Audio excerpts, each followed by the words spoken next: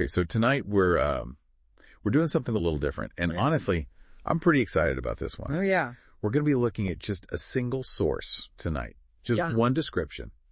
But it's incredibly vivid. It's like someone bottled up the feeling of being at a drive-in. I like it already. It's a Korean source. Yeah. But even without understanding the language, you can practically feel the stars, the rustling leaves, and even like the distant hum of engines. That's fascinating. I mean, the drive-in experience, it really does kind of transcend language, doesn't it? Totally. And it's funny because this description, it starts by talking about all these cars lined up in neat rows like you'd expect. Right. And the movie they're showing, it's an action film, something with warriors and glowing weapons. Classic. But then it mentions all these tall trees surrounding the drive-in. Oh, interesting. So it's like this super high energy movie, but in this almost like secluded, magical setting, you know? Why do you think that is? I mean, why surround a place made for spectacle with all these trees? Right.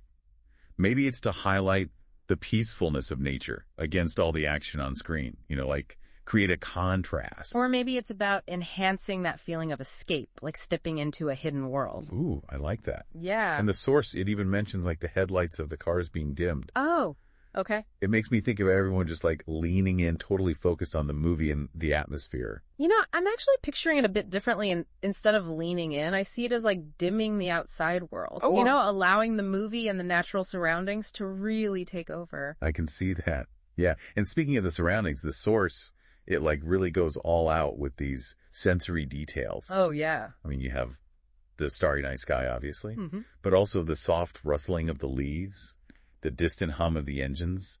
It's amazing. This reminds me of some research I read recently about the resurgence of drive-ins. Oh, really? Yeah, researchers are finding it's tied to this growing need for shared experiences. Oh, that makes sense. You know, in an increasingly digital world. You're like a mini rebellion against just staying home and streaming. Exactly. Which actually is interesting because the source is from Korea, right?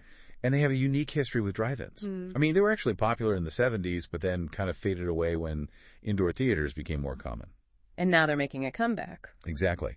But often with a modern twist, like gourmet food trucks and even live music before the film. It's amazing how drive-ins have adapted over time, you know, in Korea and around the world. Yeah.